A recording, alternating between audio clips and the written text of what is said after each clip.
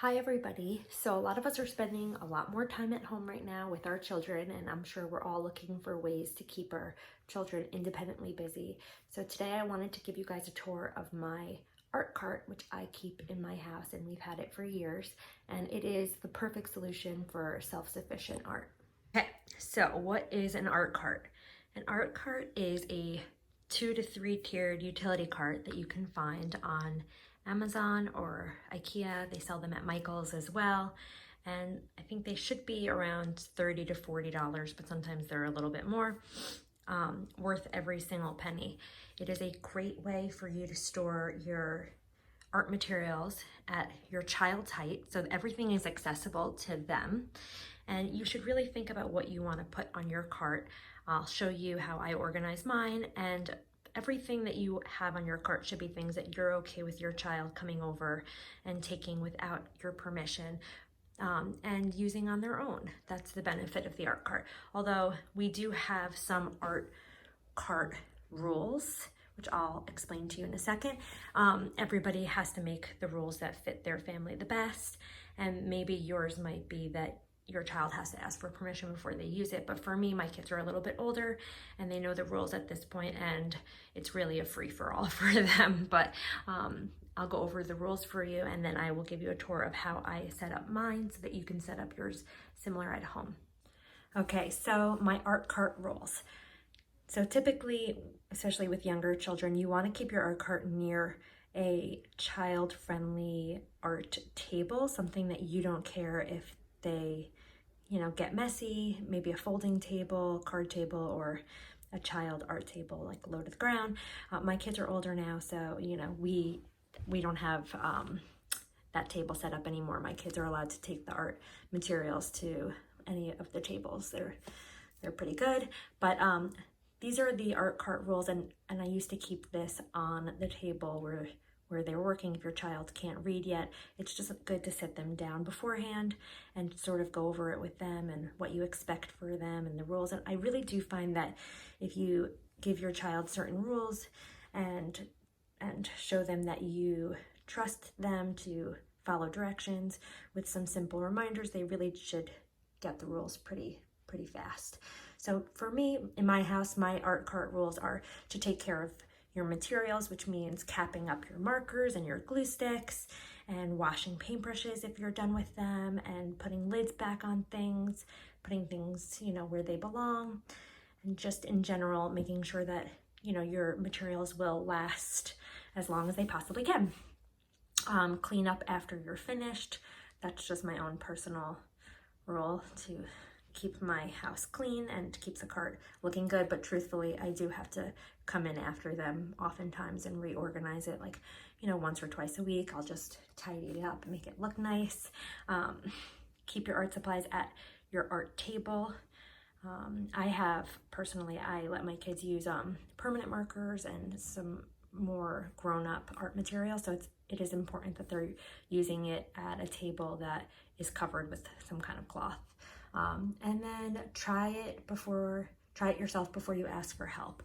So I really wanted my kids to learn how to be independent and self-sufficient with their art. It was helpful for me, but also I just really felt like they would have more pride in their own work if they were able to access the materials themselves and really just try to figure it out before they ask me. So it's good for problem solving and just learning how to be self-sufficient, and that's just an easy rule to establish in the beginning. And then be safe and have fun. We have scissors here and permanent markers and some things that are definitely like, sometimes I put staplers out or different things that could be a little dangerous, but just as long as you go over the rules with them and help them and make sure that they know what they're doing in the beginning, you can start to ease up and let them take care of it on their own. Okay, so now to tour my art cart and how I set it up. So I like to keep the kind of crafting materials and utensils, markers, crayons, pencils, anything that they really will use on like an everyday basis on the top shelf. It's the easiest to access, and I'll go through that with you in a second. The second shelf is more Sometimes it's things that you might want your child to ask you for permission for. So you can establish to them that like the second shelf, you need to ask for permission before you use it. In my house, we've moved past that, but when they were littler, I definitely kept a little bit more, I guess like messier or more permanent things on this shelf, and the kids just knew that if they wanted anything from this shelf, they did have to ask me first. But now I keep, this is where I keep like my paints for the kids, and I have these hanging cups from IKEA, which are amazing for the paintbrushes or anything that they need for this shelf. And then my final third shelf, the one lowest to the ground, is all of my paper. I find that like if there's not enough paper on this shelf, like that's the first thing my kids are constantly like, I need more paper, I need more paper. So I really try to keep this shelf stocked with like lots of different paper and lots of different sizes, and we'll go over that in a sec. Okay, so what is on my top shelf? I keep most of what the kids like to use to draw with in a caddy like this, so that they can come and they can take it out and they can bring it over to the table. It's a lot easier than having them like to have to come over every time they want a red or a blue or a green. So this is like a caddy that I got. I think I got it from Michael's, but I'm pretty sure you could get it like on Amazon. And it's great because I have it separated so that all of like the thin markers are over here. They have some glue. These are great if you don't have these at home. They're called Chunkies, and they're paint sticks. So again, this is something that you would want them to use on a covered surface, but it comes out just like paint, but they could draw with it like a thick crayon. And then this is where I keep my permanent markers. So you may or may not want to have this section in your house. It's up to you. You may want to keep colored pencils in something like this, or crayons, or fatter markers. But I have some real different types of artist pens that they like to doodle with. Permanent markers, I personally just think come out looking really nice. And then this section is like stuff that they often use for school. So I have scissors, glue sticks, tape, hole puncher, and this is where they can come and get pencils. I always keep a sharpener.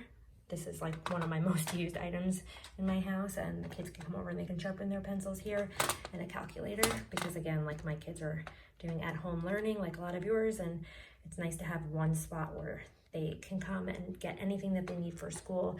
It's just one less thing that they have to ask me for right now, which is great. Crayons, and then this is my little crafting section. So, okay, I took out this stuff from my crafting section to show you, but I love these little containers to keep all of your little goodies for the kids to craft with. I label them all on the top. My kids can read. If your kids can't, this might not serve as much of a purpose, but I still think it's good for them to see the words associated with whatever's inside. And when they're in the cart, sometimes it can be hard to tell what is actually inside the containers. My kids love googly eyes, so I always have a little container of those. Some fun sequins, which we are obviously running low on. These are different kinds of clips, feathers smushed in there, string, which they have been using a lot lately, and I keep really cool, fun, like real beads, and just like a mixture of fun beads. Whatever Play-Doh we have on hand, just a little activity that they can come and do. And then a little crafting container. I always keep popsicle sticks and pipe cleaners and some kind of stickers. These are just star stickers, but anytime we'll switch them out for other stickers, something for them to keep busy with. And is the section that I change out the most frequently. Sometimes I'll switch it out for just like more natural loose parts that I find around the house. Like I'll have the kids go and collect little rocks or leaves, or sometimes I'll put like a little vase of flowers in there, just different things that I think will keep them interested and make the art cart, you know, more enticing and engaging. When you have like, you know, when you swap out for fresh items, it's definitely more fun for the kids to go over and see what's new. Okay, so like I was saying, the second shelf can be for things that your child has to ask for permission for. So if you had finger paints or any kind of paint, or if that's where you wanted to keep like your permanent markers, or even just like your regular markers, if you're not comfortable with your kids using those without your permission, this is like the perfect spot to put that. And then you would put on your rules when you explain to your child what they can and can't do. This would be like, the second shelf would be like, you need to ask a grown-up before you can use it. But for me, this is where I keep my paints. So I always have like a great watercolor palette, but this is like something that I actually use myself, but it's watercolor paint. These are liquid acrylic paints, not something that you want your child using without your supervision, but we use it in my house. And then this is a great thing to have on your art card. Every colored tape you can imagine. It will keep your child busy for hours. It's great. And then I keep this hanging up on the side with painting things. So different size paintbrushes, paint sticks, which they can also decorate on their own. And they are also rulers, different size paintbrushes, fat and skinny, and a little paint palette here. Also, I always have a squirter bottle of water on my art cart because I know that it will keep my kids busy, and it's actually really fun to use with just regular markers and just to experiment with spraying, you know, your paper. So that's on my second shelf. And like I was saying before, on my third shelf is where I keep all of my paper. So my kids love Post-its. I don't know, maybe I'm the only one, but I have 2 different size Post-it notes for them here. And then another thing that I always keep on my art cart is I cut paper smaller than an index card. If you have kids that like baseball cards or Pokemon cards, this is a great thing to have. See, my kids are, here's some of the ones that my kids have made. But this size paper, your kids can make trading cards, or I don't know if your children know Top Trump cards. It's a big hit in my house. So I cut paper in advance. I stick it in here so that they can always do that. Index cards, colorful index cards is in here. And then this is the area that can get the most messy. But we have a bunch of these little notebooks. If they want to write a story, they can. Watercolor paper to go with the paints above. Lines paper for their homework, but also for writing. And then I usually have a few different versions of drawing pads, or just plain white paper cardstock, or even like if you had more, you know, wrapping paper or funky paper that they could cut up, that would be fun for them to have in this section. And then I always keep some cardboard because you never know when you need to cut up some cardboard for your art. And that is my third shelf, and that is a little bit of what I have in my art cart today. But you know, every week it changes up and it's different. Maybe I change it only like once a month or so, but it's all the stuff you could get on Amazon or at michaels.com, and let your kid have fun.